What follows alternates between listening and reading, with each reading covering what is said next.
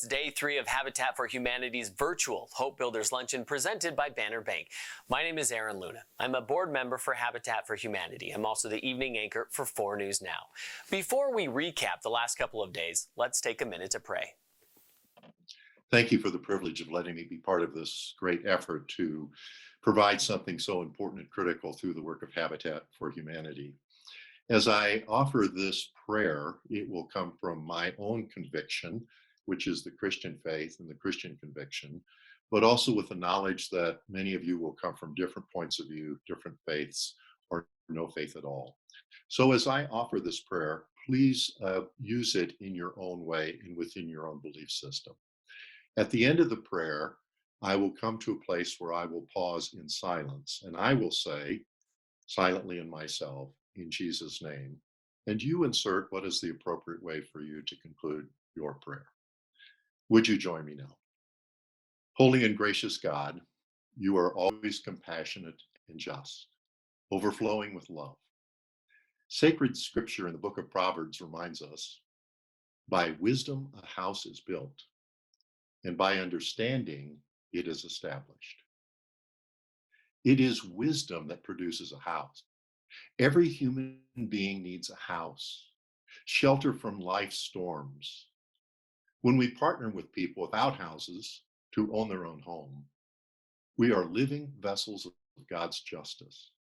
And yearning for justice compels us to seek food, clothing, shelter for everyone. Food and clothing are daily needs. A shelter, a house, gives secure grounding, not only for a day, but for a lifetime. Everyone, every baby, every teen, every adult, every old person needs secure shelter. Will God inspire us and drive us to see that need for a house? For it is by wisdom a house is built. And yet, Proverbs tells us by understanding it is established. It is right understanding that turns a house into a home. Yes, every person needs a house, a shelter, but everyone yearns for a home. A home is more than shelter. Home is haven from the hardships of life. Home is restoration and healing. Home is love. Yes, everyone desperately needs a house, but even more, every heart yearns for home. We thank you that Habitat for Humanity provides a path for people to have houses being transformed into homes. Even more, we thank you that Habitat homes become a beacon of hope in a neighborhood, a symbol of what is possible for the whole community, a winsome message of neighborhood transformation, a firm declaration that we can together, in partnership, become neighborhoods through building with hope. With this understanding, your justice flows into compassion and love. Oh God, at this very time, with these very people, make compassion and justice overflow through the vessel of Habitat into love, that houses can be built and become homes. And homes built with love inspire neighbors through love, becoming builders of hope. We offer this prayer each now in our own way, in our own words. Amen.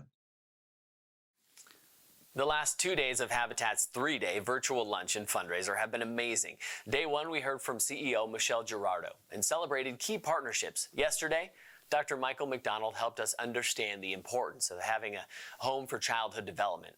And Banner Bank issued a 1-to-2 challenge up to $20,000. When the challenge is met together, we will have raised $60,000 towards providing affordable home ownership in our community. This event is possible thanks to Banner Bank and a generous grant from F5 Networks, who stepped up to provide funding to go virtual. Habitat has received significant media support from the Pacific Northwest Inlander and iHeartRadio. And a huge shout out to all the table sponsors. Thank you for sticking with us as we go virtual with this luncheon. Assurus Northwest Health, Avista, Bank of America, Columbia Bank, Integris Architecture, SRM, Witherspoon Kelly, and Ziggy's. Well, I've been looking forward to today to hear from current Habitat kids who are growing up in a safe and healthy home. Alex is just 13. They've lived in their Habitat home for 3 years. He says that Habitat has shown him that good things can happen, and it inspires him to keep doing better. He wants you to know that every kid has potential to do amazing things, but some kids are just born in unfortunate circumstances. When kids are provided a place to study that has privacy, it helps with academic achievement. Melissa has lived in their Habitat home for 6 years, the oldest of 5 siblings. She loves that they can play. Like Alex's Habitat home, they have a quiet place to do schoolwork. Also, their Habitat home and neighborhood is safe to play in. The ability to play outside without fear brings her a lot of joy. Hi, I'm Akuda Yahweh. Hey everybody, my name is Melissa and I'm 15 years old. My name is Jeremy 60 and I'm 10, 11 years old. Hi, my name is Alise 20 and I am 8 years old. Hi, my name is Aveline and I am 6 years old. My parents decided to reach out to Habitat because we moved a lot from apartment to apartment, and I think they were just ready to stay in a house, a really good house that we could all live together for a really long time. When we first saw our Habitat house, we were so excited because the backyard was huge, and there was a park right across, about a block away, and our house was just amazing because all the room space and privacy, and the bathrooms, we got 2 bathrooms. And what I love being in our house is that we have a lot of space. We play soccer in the backyard together because we have a big backyard, and we get to have fun with each other, and we can be a little noisy more than we got to be in the apartments. What I love about this house is that we have space where we can dance and play some music. I'm going to finish high school, and then I want to go to Eastern Washington University to be a registered nurse. Throughout my life, people have been helping, and I want to give back, just to help other people. And I also want to go back to my country in Africa, Tanzania, where I was born, and help some of the diseases and stuff like that. Thank you so much for this house. Okay, here. Bye. Hello. To all the donors and volunteers that helped build the house and donated money, thank you. I don't have words to explain it. It's amazing. This changed my life. I can actually do schoolwork. I can have fun instead of being cramped in a room, and it's so much more. It's breathable. When we first moved in, my parents were downstairs eating, and I was just running upstairs, just running around because I was too excited, and that was very joyful because I can actually move around the house and have fun. My life for the Habitat house was very cramped and very loud because we had 6 family members living in a 2-bedroom house, 1 bathroom, and the place was also really old as my sister had 5 open heart surgeries, and we needed a house in Spokane because Deer Park was too far away from the hospital in case she had a problem. And instead of just dropping us, they actually built a house in Spokane, and it's amazing. It's great here, and we love it. My mom's a lot less stressed. She doesn't have much to worry about, and it's all less chaotic, and it's more peaceful. The atmosphere is a lot better. It's uplifting, and it changed me because I can do my homework. I can just do all my schoolwork, get good grades, and it's just positive. Hope for a better future. By participating and attending today, you are a hope builder. Thank you. It's you who make their futures brighter. Today is the last day of our virtual luncheon. Today is the day to give generously. Please welcome past board member, hardworking job site volunteer, and longtime partner, Ezra Eckhart. Hi, this is Ezra Eckhart, and I'm happy to be a part of the 2020 Habitat Builders Virtual Luncheon. Many of you have participated over the course of the past several years, and we've been blessed to bring everybody together and to talk about how we can all support Habitat and help make our community a better place. This year, obviously, we've all had to tailor our activities quite a bit, and nothing is normal in 2020. But we are going to take advantage of the opportunity to come together virtually and to talk about how we can all help Habitat accomplish its mission over the course of the next year.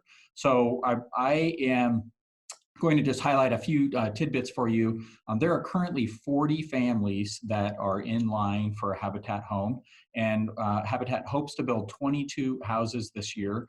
There are over 300 or around 330 families that have moved into homes with Habitat, and in the past year, there's been 24 kids that have moved into Habitat homes. So if you think about an organization that actually builds community and helps Spokane and Eastern Washington become a better place every single day, there is no better example than Habitat for Humanity. And at STCU, we personally value community, and as an organization, we are here for good. And we want to say thank you to everybody who's on the line today, because you're here for good as well. And you've all made a commitment, some of you financially, every one of us in our time, but you've also made a commitment to Habitat, and we value your time, talent, and treasure. And today I'm here to talk about the treasure portion of that. So when we think about what we can do as a community and coming together to support Habitat, it really comes down to dollars. And when we think about the cost of building a home and the cost of supporting a family, those dollars are absolutely critical. And the 22 homes that are under construction over the course of this year are going to help a number of families be better representatives of our community, but it's also going to provide safety and security and stability. And when we think about these times of massive national disruption, what better opportunity do you have to be a part of creating a community than an organization like Habitat? So you've already made the commitment to attend the virtual luncheon, and that tells me that you're fully engaged with Habitat as an organization. And we've had many of you already make financial contributions, but I'm going to ask you to reach down into your wallet or to go online to the virtual pledge card, or to take the piece of paper that you got in the mail to your physical pledge card, and to write down a really big number on top of that. And a number that has lots of zeros and only one decimal place, but maybe 1 comma and maybe 2 commas if you're really aggressive. And those big contributions are what are going to help the Habitat team plan for the future. And you have an opportunity today to lend your pocketbook and your credit card to be able to support the organization into the future. And it's those large contributions, and whether that's $500 spread out over 2 years, or $5,000 today, or $100 a month over the course of the next 12 months, each of those contributions provides the financial assurance to the organization to help families in need. So I would ask you to, again, in these times of needs, to be able to reach down, grab a pen, or take your fingers and fill out the online pledge card, and to make your personal contribution to Habitat. And it's going to allow us to accomplish so many things into the future.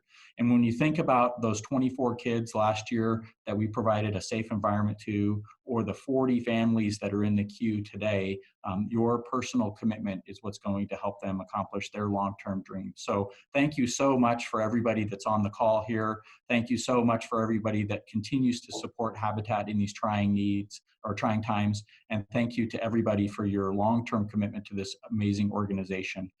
And we look forward to moving through 2020 and successfully helping 22 families move into their homes, but also building a bridge into 2021 and beyond. So thank you for your commitment, and we look forward to a lot of success in the future. Hi, it's Michelle Girardot, CEO of Habitat for Humanity-Spokane. Just wanted to again say thank you so much for your generosity and your attention.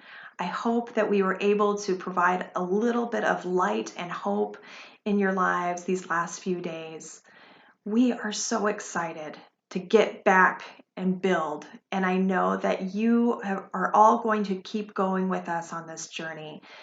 I know that we can count on you to help support Spokane families.